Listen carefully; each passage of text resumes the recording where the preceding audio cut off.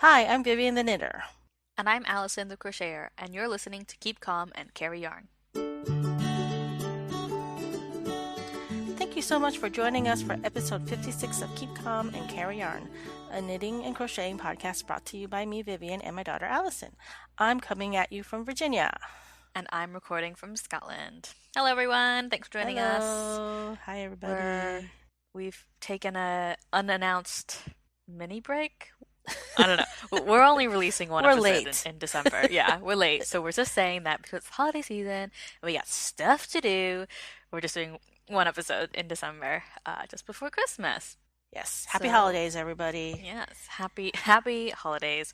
I was going through my collection of Christmas cards, and we had picked some up from Target from the States last year, and you can tell they're from America because they don't say Christmas on them.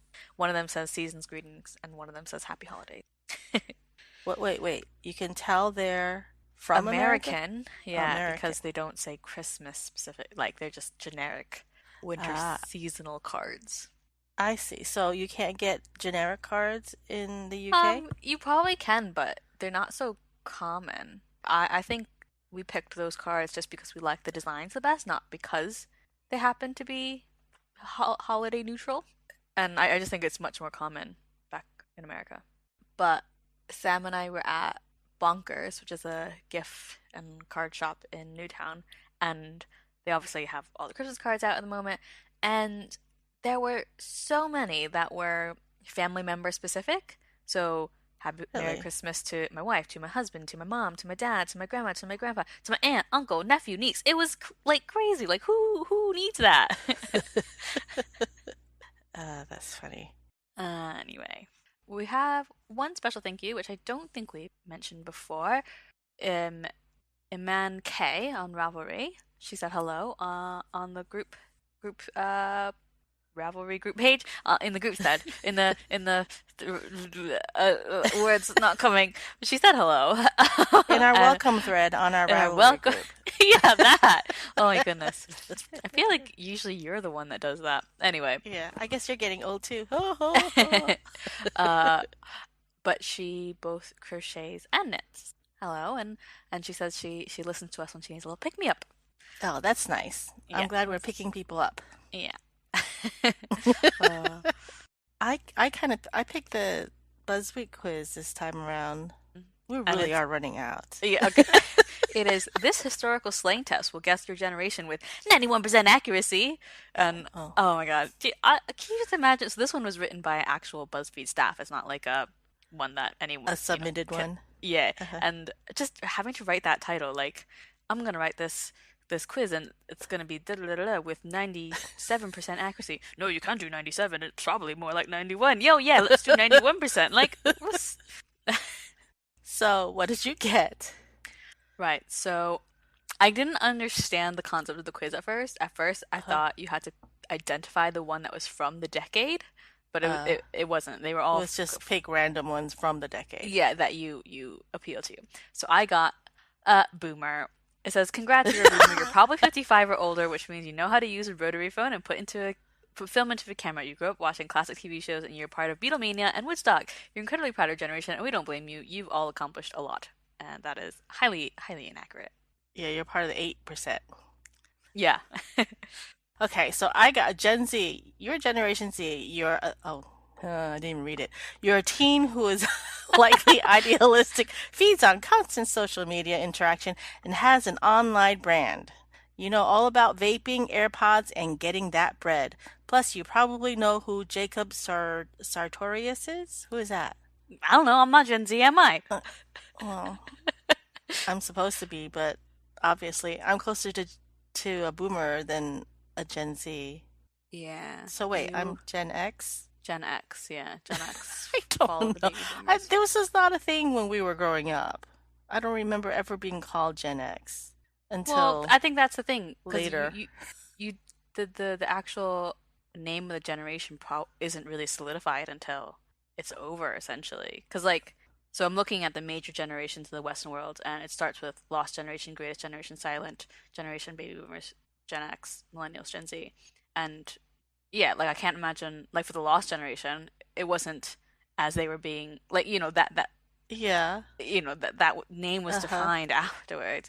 No, Um, but I'm just saying it didn't, I never even heard of it until pretty recently that, oh, like I heard people talking about Gen X, like, oh, I didn't realize, oh, that's me. Does that make sense? yeah, I think you just weren't paying attention. Maybe. Because like Gen Z, people have tried to like come up with other names that they think will define them the way like so as a millennial, I think technically that makes us Gen Y, but we're known as millennials. So Uh-huh. Gen Z, I read one article they were trying to name them the founders or something like that. I don't know, but yeah, so Gen Z. Yeah, so okay, what actual slang did you pick? Oh, actually, okay, no. So the last question is pick some slang from the tens. How many of them did you understand? Well, I understand, let's get this bread. What? I don't know what that is. That's, making money or something like that. Because that's what Madeline was talking about one time. What would you? Okay. Uh-huh. I picked that ain't it. That ain't That's it. Oh, self-explanatory, right? I And guess. Well, so I picked the other one that I the- I'm dead is I'm the one I dead. picked. Oh. No, I don't know what's T and what's finna. I don't I don't know. I'm old. We should Oh ask God. your baby No, no. sister. No, I'm looking up. I'm just gonna look up one. Finna is an abbreviation for the phrase fixing to.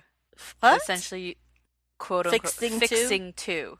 Oh, It is okay. essentially used in place of the more common gonna, Uh, that doesn't make any sense. which is short for going to. If you're finna do something, you're going to or planning on doing it. I don't know. I heard of these things. Okay, even the ones from the 2000s, Uh-huh. I picked meh because I still use that one. Uh-huh. Not I super picked often. hashtag. Hashtag. But I didn't know what whale tail was. Isn't that like a front wedgie? Okay. Oh no, not a That front wedgie. Or your not a front wedgie. When your thong sticks out of your uh, pants. it is.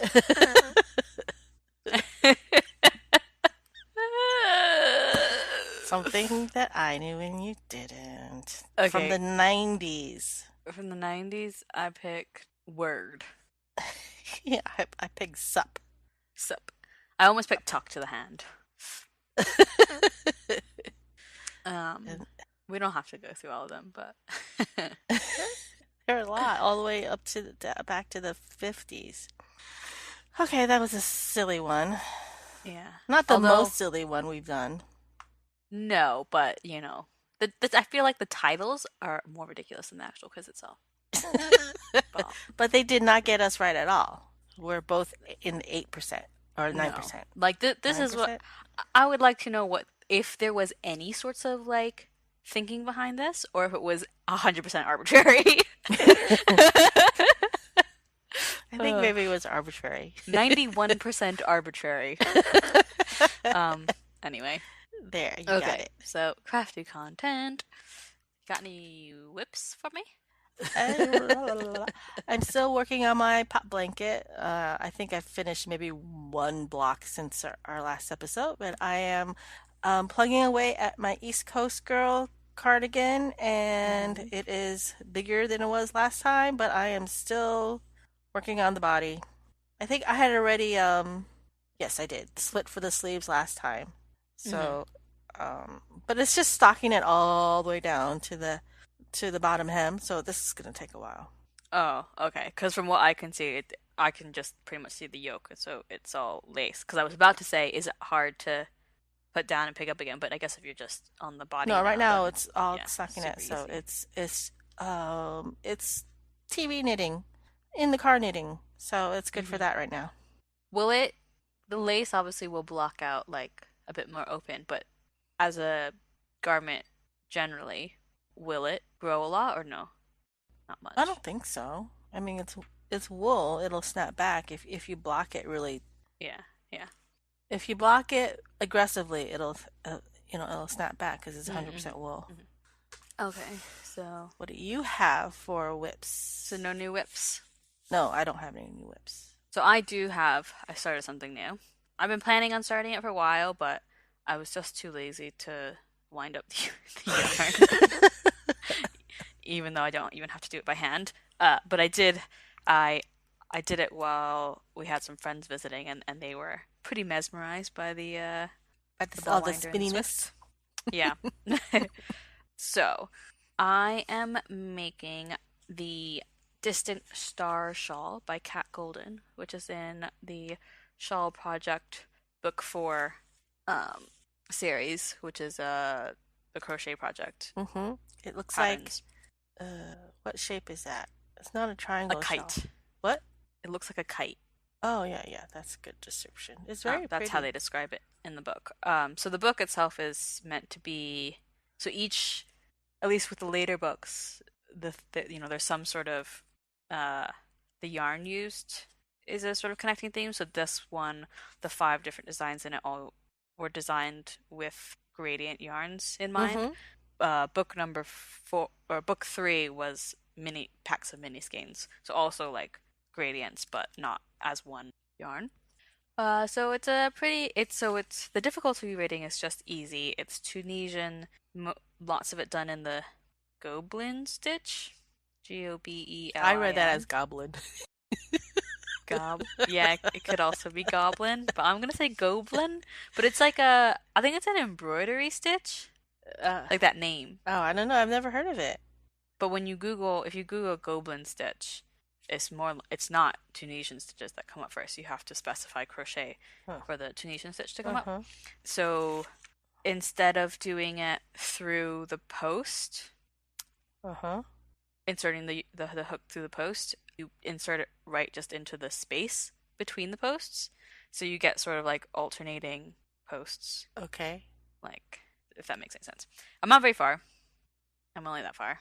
And I'm starting with my dark color. I'm using the yarn that I bought at EYF this year. Well, I can almost say last year, but it was in March. It's the Ushitita Uh-huh. single merino thingies. So it runs from a really dark teal to a more speckly one that's got when it's now that it's caked up, you don't see it so much, but there are some teal speckles in it. Mm-hmm. And there's also some sort of goldy speckles, Mm-hmm. and then the last color is a gold, Mm. like a dark burnt goldenrod sort of color. And even though it's supposed to be an easy pattern, I'm already just like, I don't know if I'm doing it right.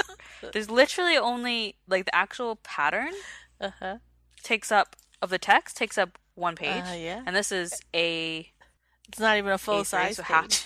it's like half a page, Uh-huh. and it's two columns. The first column gives you abbreviations, how to do the special stitches, and then the actual pattern note, how to do the pattern is less than half a column. Like it's very simple, and yet I don't know if I'm doing it right. There's stuff like this that I'm just like, I don't know, like I'm an experienced crocheter at this point. Yes. I can't think of a reason why such a supposedly simple pattern is stumping me. And it's to do with the goblin stitch, because you're working into the spaces, if you work into every single space, you end up increasing your row by one stitch because, well, every space plus the end bar, because you start each row with a loop on your hook, and that's like your first stitch essentially. I don't. If I were to actually show you, you'd be like, oh, okay. But yeah, so normally if you do the goblin stitch and you want just like a square piece of fabric, you have to skip the last space Mm-hmm. and then go straight to the end bar. Otherwise, yeah, to stop yourself making one increase every single row. And so with this kite shape, obviously each row pretty much increases anyway, but then you add additional increases, and I just don't know where to put them, how to put them. The sketch of the shawl shows it as being asymmetrical, Mm-hmm. but from reading the pattern and from looking at the picture, it doesn't look asymmetrical. So I'm just ignoring that, and I'm just making it symmetrical, and I've just sort of fudged how to do the increases. But yeah, so we'll see. I'm sure it'll be beautiful when it's done. And I've already forgotten how to do Tunisian, so Were you looking it up? I'm looking up the Goblin stitch and I'm looking at all these pictures and there's this Victorian, it's a Victoria stitch, comma, Goblin stitch. And Mm. it's like it. I mean, it's pretty simple. Like, because normally, no, I'm not gonna explain this Okay. because I can't do it with words. It's too difficult. Okay, But if you say so, because it's one of the simple stitches for. Is it really? hmm? Okay, never mind. I don't want to.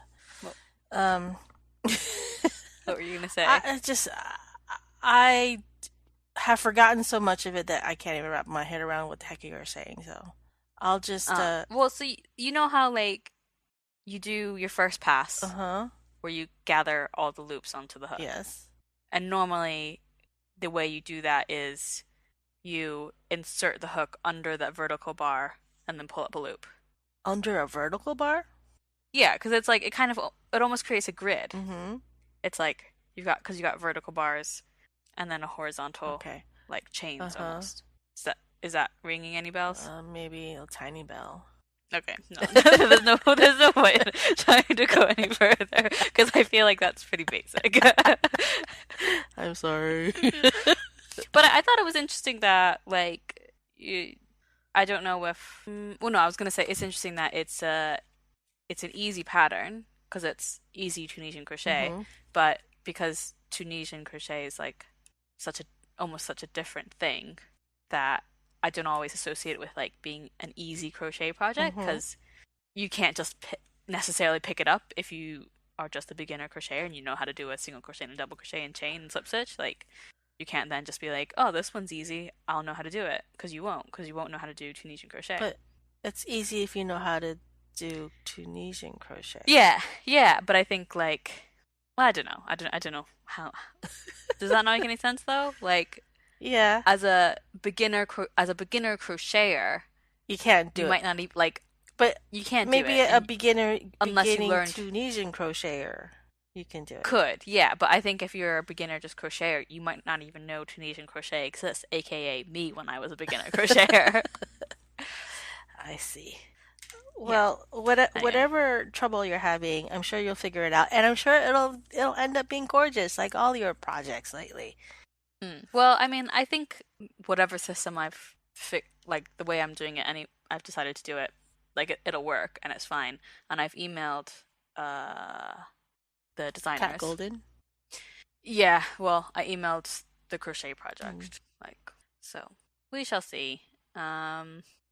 Do you have any FOs? I do. I finished my Coraline socks. Yay! You haven't talked about those in a while. Except for to say like, Yeah. oh, still working on it, still working on it. It was cuff down, was it? Yes, it's cuffed down, and it has a afterthought heel, Mm-hmm. or some people like to say a forethought heel because you use scrap yarn and you knit with just the scrap yarn where you want the heel to be, and then you continue with the regular yarn. So anyway, I've never done a heel like this. I don't know what it's called, the heel anyway, but you decrease it as if like on a hat. It's like like the Like top a of a mini hat hat on your foot. on your Uh-huh. heel. Okay, I can So see where the decreases are as well. They're kind of yeah, like so radial from the tip of the heel, from the heel, the yeah. end. So I actually had to do a little bit of sock surgery because the first sock I did, I didn't. I didn't put the heel. Well, no, I didn't make the foot long enough, basically. But it's like you knit a tube and then you make the toe, and then you go back and do the heel. So by the Mm. time I did the heel, it's like, oh, the foot's not long enough. It was Oh. it was too snug, like so Mm-hmm. too stretched. So anyway, I finished the second sock. I mean, I just set that aside. So when I started the second sock, I'd You made it added a longer. couple more rows of Uh-huh. the stripes before doing the toes, and like, oh, that fits much better. So I actually undid the knitting for the stripes at the end of the toe and reknit 2 rows of stripes, and then I Kitchenered the toe back on. Oh. And so after all that, I was like, maybe it might have been easier just to tear it out, knit it up, and then re-knit the toe rather than Kitchenerring the toe because I was having some troubles with it because I was just being a spaz. But this is what it looks like. See, I Mm-hmm. had to. Oh wait, I had to take the toe off. Oh, God. So So I when, yeah, go ahead. no, keep going. So that took a whole evening. So I mean, it didn't take that long. Mm-hmm. But the reason why I didn't want to re-knit the toe is because when I do the toes, I usually have to do it more than once because I usually lose track of my decrease rows. Mm-hmm. So sometimes I'll have like the decreases are uneven and then I have to rip back to where and it takes me a long time to do the toes because of that. And so I didn't want to do that again. Uh-huh. So like I'd rather do the Kitchener than redo the toe. Uh, but it's a really it's I if I were to do that pattern again, I might try a different heel. It fits fine. I'm just a little worried about just the wear and tear because I always like doing the heel flap, which when you do the heel flap part is slip stitched, so it's Mm-hmm. sturdier. Mm-hmm. Yeah. So yeah, but we'll What kind see. of heel do you like to do? The heel flap. No, is that only because the friends who are here we were talking about knit like making socks and I was talking about like techniques for doing your heels and your just sock construction. I'm like I don't really understand it, and so I just whipped out. Pretty sure fish lips kiss heel. Is that one of them? Yeah. Yeah, I was like that's one. Don't know what it is. It sounds funny, right? Yeah, there's like an eye of I don't know what it is either. I know it's pretty popular, and there's like the eye of partridge. I don't know what that is, but I think I bought a pattern.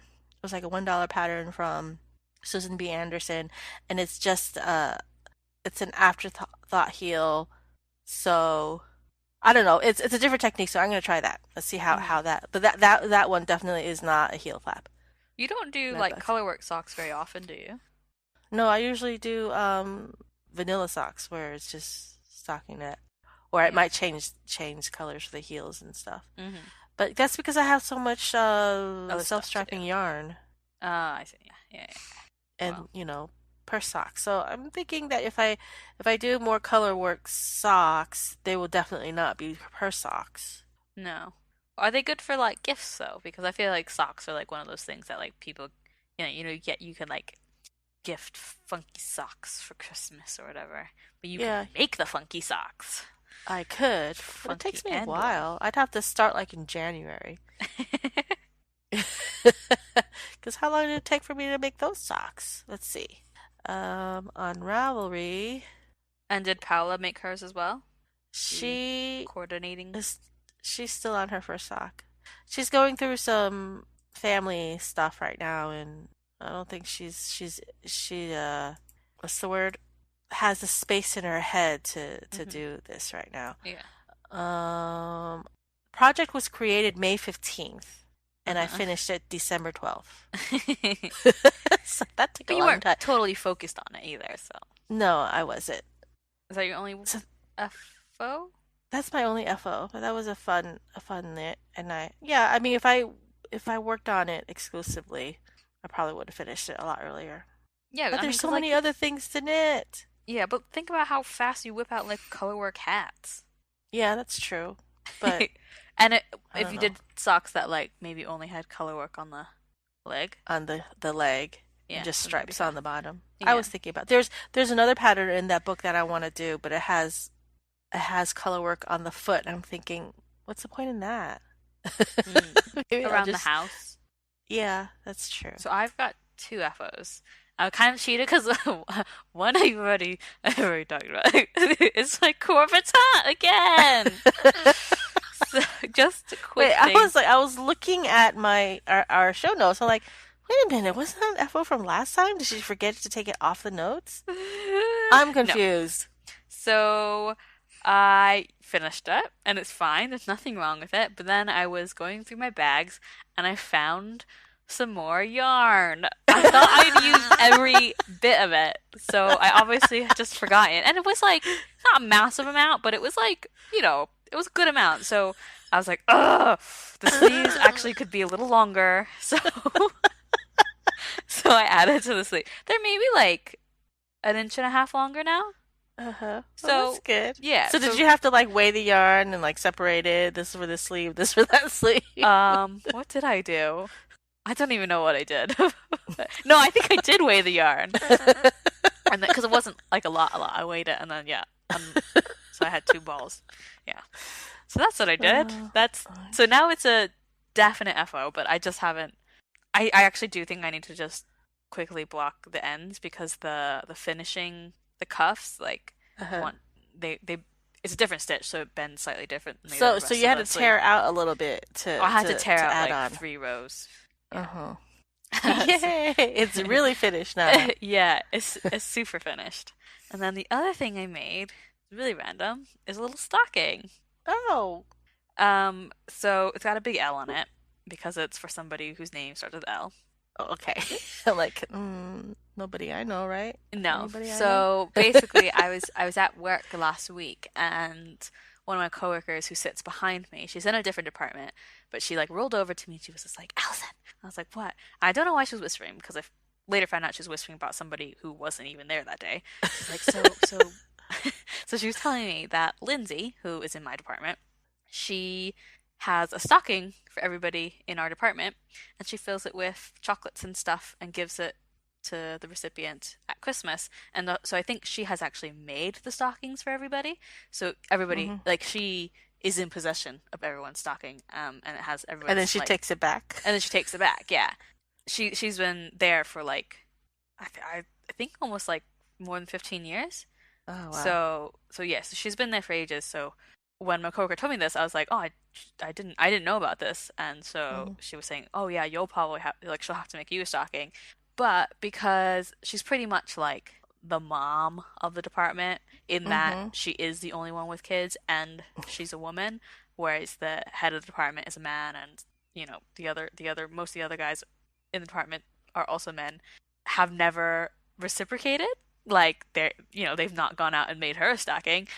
Uh-huh. And so my coworker who was telling me all this was like, "Well, you're the perfect person to make her a stocking." I was like, "Oh yeah, of course I can." So I whipped So this wait, up in like, that's really cute. And then the fur is that fabric? nope, it is all. So I happened to have bought this yarn just because I needed something to fill my cart with to get free shipping, uh, like a couple months ago. It's Oh, like it's like really fun. Oh, like chenille. Yeah. it's like furry. But I thought I Uh-huh. could make pom poms out of him. Uh-huh. Um, yeah, crochet pom poms and like stuff them with scrap yarn or something. So I've got like a black one, a kind of brownie one, and a white one. So I use the white one to do the cuff of the sock, and it's very difficult. Like you cannot see your stitches at all. I was just like blindly just like, just put stitches here and Uh-huh. here and here and here. Um, but yeah, I used a sock pattern from the Ron Oh, Strong. okay. Wrong That, straw, that, yeah. yeah, that suddenly I'm like that name sounds too like comic book character or something. Um, so yeah, I just used one of the basic patterns from there, and I used some of the paint box So how yarn that did I you put the have. L on it? So the L I cross stitched on with two Oh, that's different, cute. Yeah, I see that. They're yeah. very So the nice. L is cross stitched, So do you and know how Lindsay makes the stockings for other people? no, I have no idea. I think they probably sewn. Oh, do the do Uh, the do the this recipients don't know what they're made out of? I don't know. I haven't asked them. Like, because Oh, so the person who told me about this, she isn't a recipient of it because she's in a different department. She just knows that this uh-huh, happens. Um, uh-huh. but yeah, I Well, that kind of was figured. nice of her to tell you Yeah, so I about it. think the two of us will fill it with stuff. Actually, maybe I'll nag the dudes in the department to also help me fill it with stuff.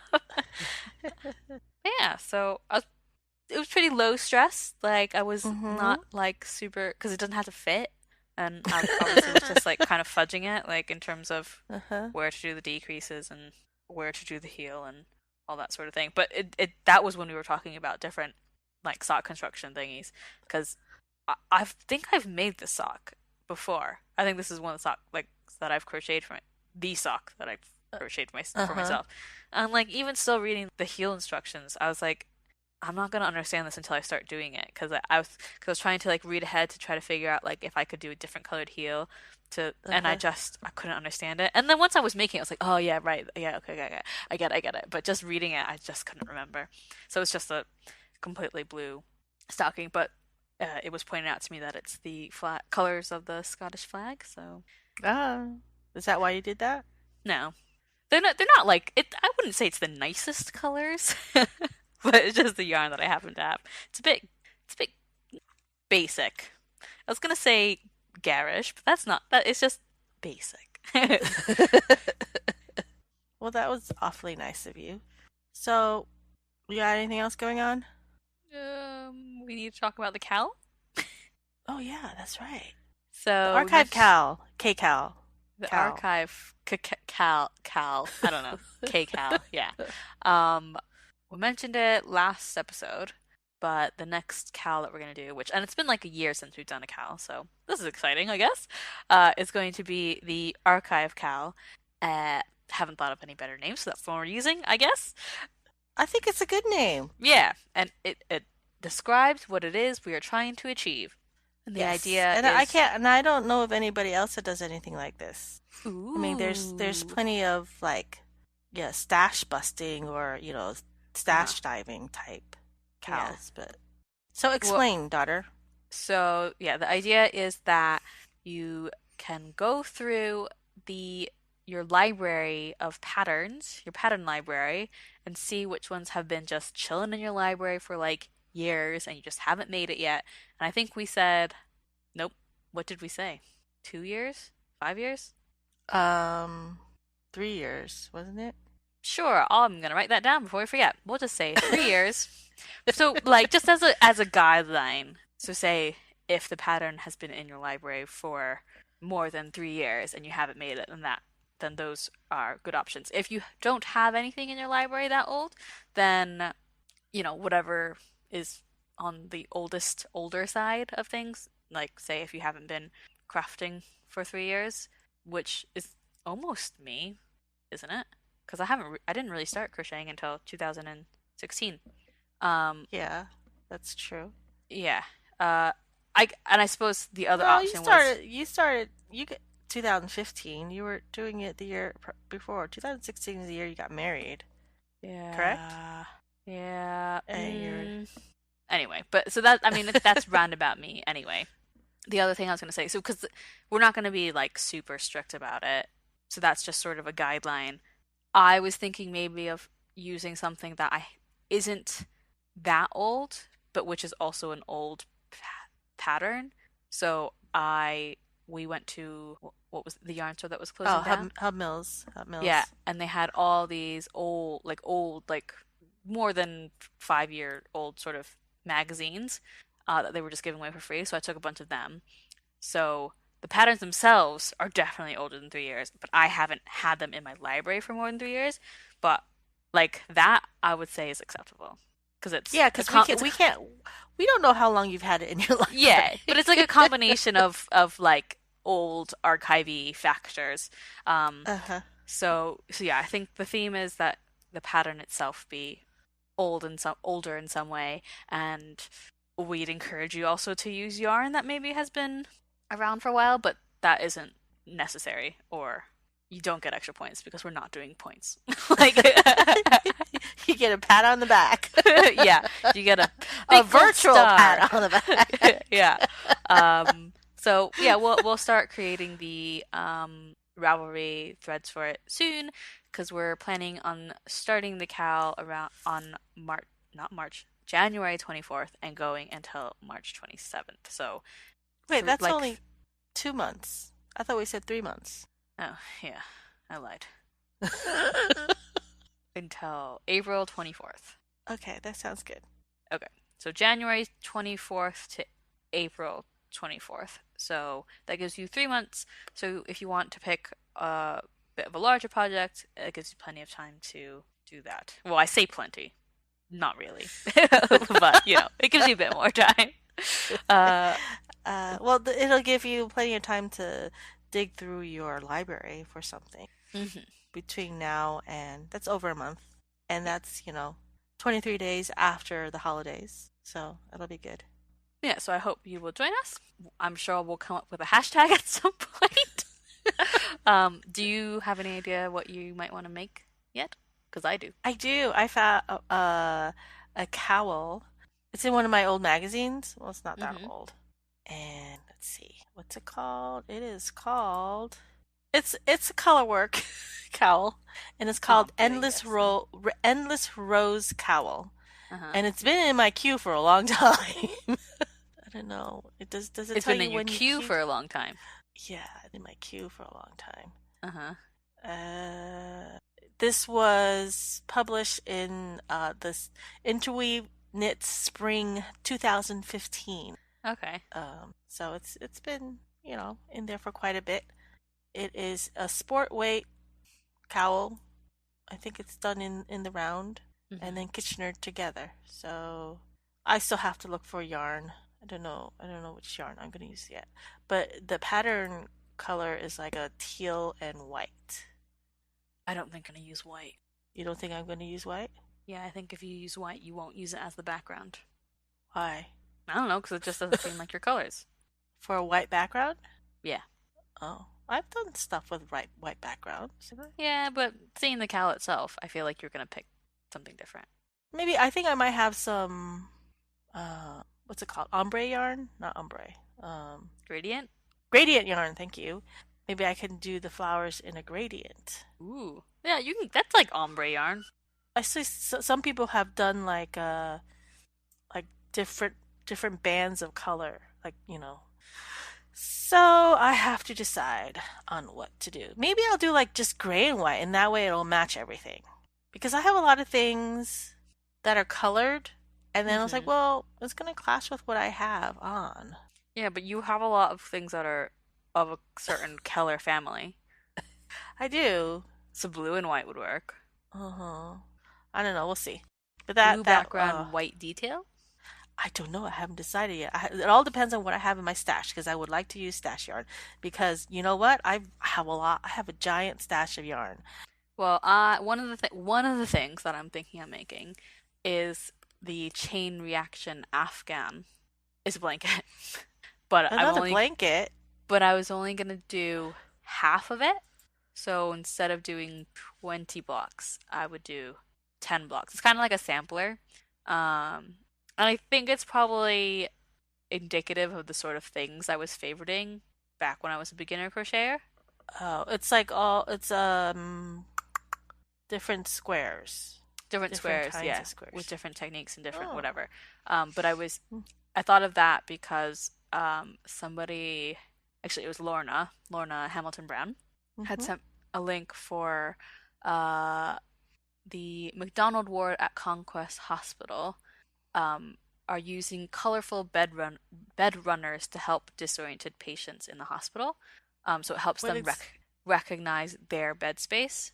Oh, I see. So yeah, so like So you can just they've do two rows of four or five. so I'm gonna do 2 rows of five, and because I think that will be about the size of what they're looking for. Mm-hmm. Because they're looking for, yeah, that sort of like lap blanket size.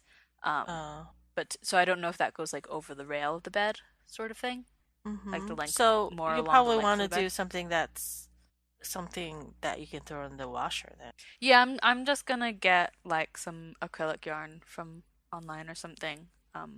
Although the colors, like, I've already like looked at like what color combinations, and like one is a darker color combination, which is something that I feel like I would just like, but I might go with like more colorful one just to be so it's a bit more cheerful.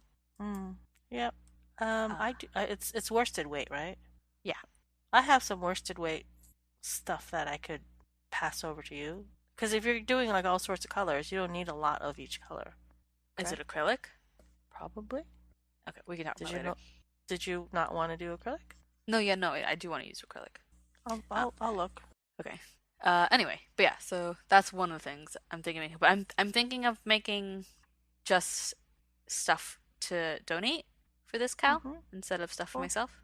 oh, So that's nice. there's some like hat patterns and stuff that like I will kind of want to make, but like I don't know if I want them for myself. Mm-hmm. Um, Well, that's actually a good idea. yeah. So yeah. Oh, the other thing top tip that I was going to mention was that when you're on your favorites page on Ravelry, you can view when you favorited the pattern. The I think the default is like big thumbnails on your Mm-hmm. favorites page.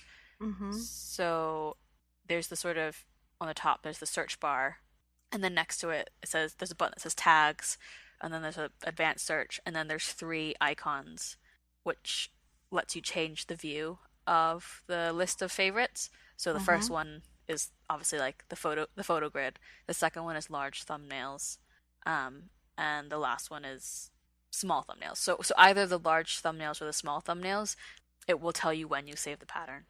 Yeah, when you're in your favorites page, yeah, it does say when it was saved. I have 1,067 favorites.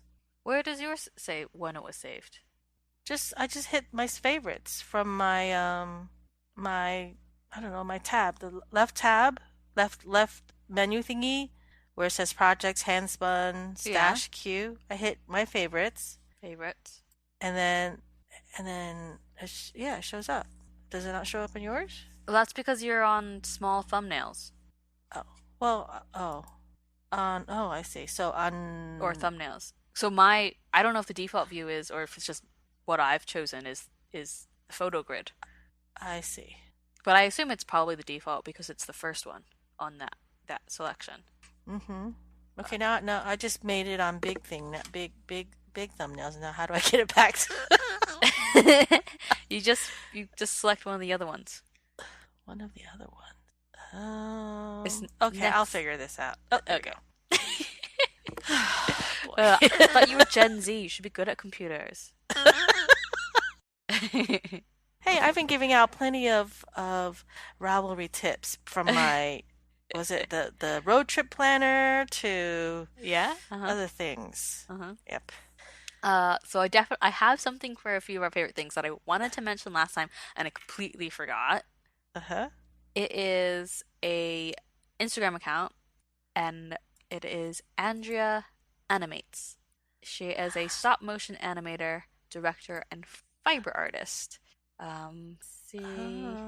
That is fascinating and a little creepy too.